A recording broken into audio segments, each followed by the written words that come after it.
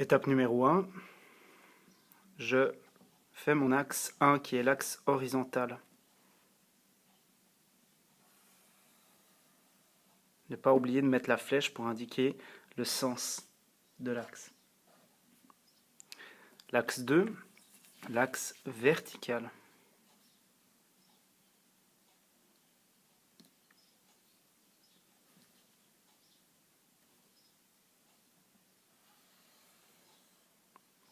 Là aussi, je n'oublie pas de mettre la flèche pour indiquer le sens. Pour être sûr de ne pas me tromper et de ne pas oublier, je peux même mettre un petit numéro au bout qui dit que ça c'est l'axe 1 et ça c'est l'axe 2. Ensuite, je vais graduer mon axe, imaginons tous les carrés.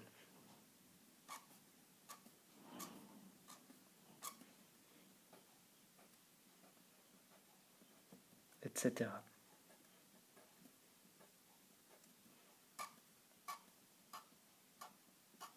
Pour pouvoir compter plus rapidement, je vais inscrire quelques graduations. Alors moi je vais marquer le 3 ici, le moins 3 et le moins 3 qui se trouve là. Ça va me permettre de compter beaucoup plus vite, mais je vous montrerai peut-être plus tard comment on fait. Imaginons maintenant que j'ai cette coordonnée-là, la coordonnée du point A, qui sera, on va dire, 2 et puis 4. D'accord. La coordonnée qui se trouve à gauche indique toujours la direction dans laquelle je dois aller sur l'axe 1, c'est-à-dire l'axe horizontal.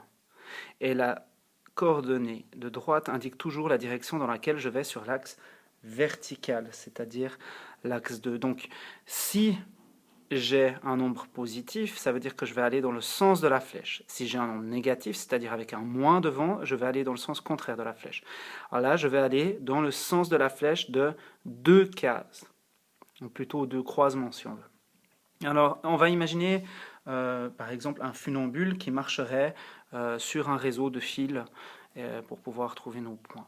Je pars toujours du croisement des deux axes qu'on appelle l'origine. Ce point, on peut aussi l'écrire 0, 0. Et c'est l'origine. Bon, je commence depuis l'origine et je vais compter de 2 sur l'axe 1 dans la direction de la flèche. 1, 2, j'y suis. Donc mon point il sera sur cet axe-là.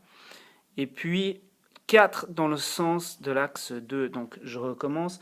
1, 2, ce qui correspond à la première coordonnée, est 1, 2, 3, 4. Donc mon point A se trouve ici.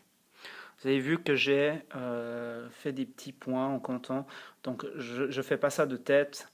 J'appuie vraiment avec mon stylo pour faire des petites marques pour me souvenir du passage. Je vérifie toujours mes coordonnées. Donc je suis bien à 2 de l'axe sur l'axe 1 si on veut, 1, 2, et je suis bien à 4, 1, 2, 3, 4 sur l'axe 2. Je donne une autre coordonnée. Si mon point B, enfin la coordonnée de mon point B est moins 2, 1, imaginons.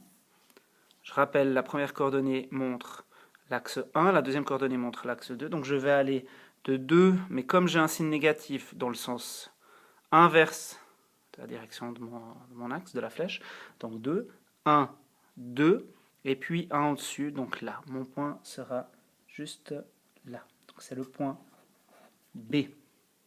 D'accord, je vérifie. Donc je suis vraiment à moins 2 et 1 sur l'axe 2. Il peut arriver que j'ai des coordonnées comme 0, 2, imaginons. Je rappelle, c'est toujours l'axe 1, l'axe 2. Je vais à 0 sur l'axe 1. Donc je pars toujours de l'origine. 0 sur l'axe 1, ça veut dire que je ne vais pas avancer ou reculer sur l'axe 1. Je vais rester là, donc 0. Et 2 sur l'axe 2, 1, 2. Donc mon point C se trouve ici. Donc sur l'axe 2, je ne sais pas si on voit. Voilà comment on place des points à partir de leurs coordonnées sur un système à deux axes.